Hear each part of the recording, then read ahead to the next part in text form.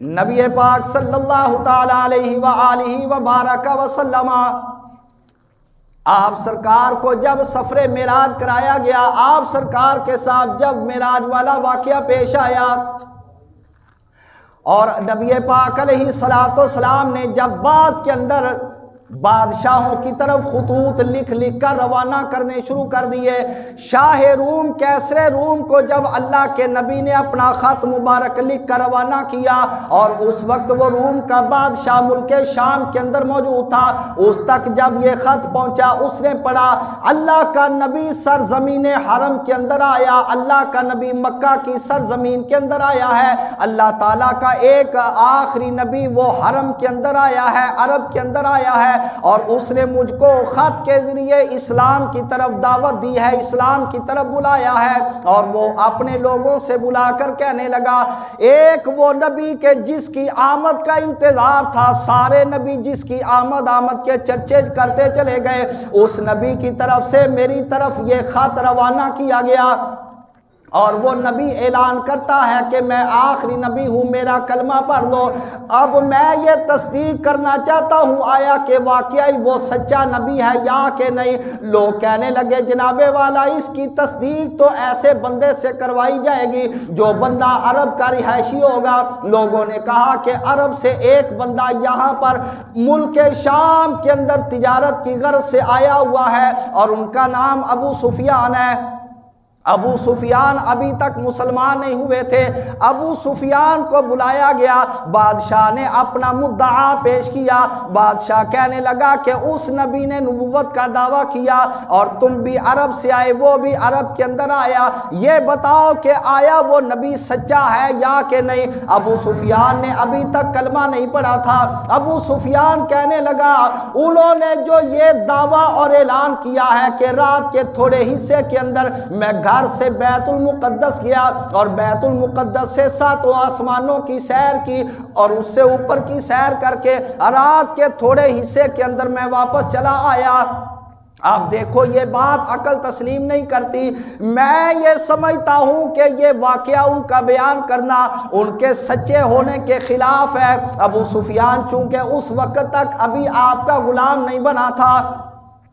اور اس کے بعد وہاں پر ایک بندہ موجود تھا، وہ کہنے لگا جی میں بھی اپنا واقعہ بیان کرنا چاہتا ہوں۔ جی جناب والا آپ بھی اپنا واقعہ بیان کرو۔ اس نے کہا کہ جس رات اللہ کے نبی کے ساتھ یہ واقعہ پیش آیا اور انہوں نے کہا ہے کہ میں مسجد اقصیٰ گیا، انہوں نے کہا میں نے وہاں پر نماز ادا کی، انہوں نے کہا میں نے مسجد اقصیٰ کے اندر انبیاء کو نماز پڑھائی، میں امام بنا، وہ میرے مقتدی بن گئے۔ بات یہ ہے کہ اس رات میں عشاء کے بعد رات کو میں مسجد اقصیٰ کے سارے دروازوں کو بند کر دیا کرتا تھا، میں مسجد اقصیٰ کا خادم ہوں، میری ڈیوٹی ہے کہ رات کو دروازے بند کر کے اپنے گھر کے اندر جانا۔ جب وہ مخصوص رات آ گئی جس رات کو اللہ کے نبی کے ساتھ یہ واقعہ پیش آیا، میں نے سارے دروازے بند کر دیے، ایک دروازہ مسجد اقصیٰ کا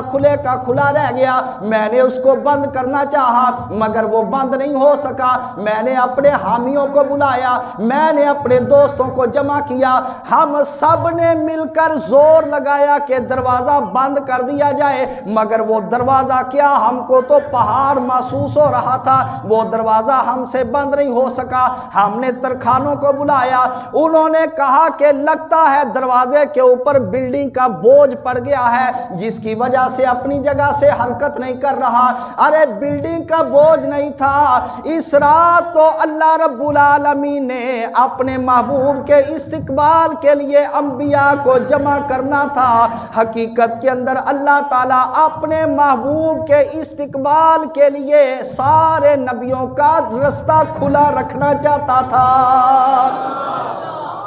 کہنے لگے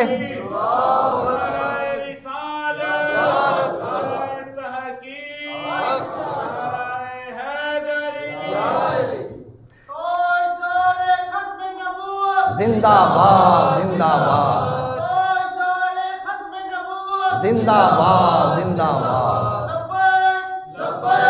لبیک یا رسول اللہ، لبیک لبیک لبیک یا رسول اللہ، لبیک لبیک لبیک یا رسول اللہ، اور صحابی نبی، جنتی جنتی اور صحابی نبی، جنتی جنتی، کہنے لگے کہ اس دروازے کو کھلا رہنے دو، صبح دیکھا جائے گا۔ اور جب میں صبح آیا تو میں نے دیکھا کہ پتھر کے اندر جو سوراخ موجود ہے، میں سمجھ گیا کہ اس مقام پر کسی نے آ کر اپنی سواری کو باندھا، اور میں نے محسوس کر لیا کہ آج کی رات ہماری مسجد کے اندر کسی نے آ کر نماز ادا کی۔ اور میں سمجھ گیا، مجھ کو تو لگتا ہے کہ نبی پاک علیہ السلام نے ہی وہاں پر نماز ادا فرمائی ہوگی۔ وہ کیسر روم، وہ روم کا بادشاہ کہنے لگا، او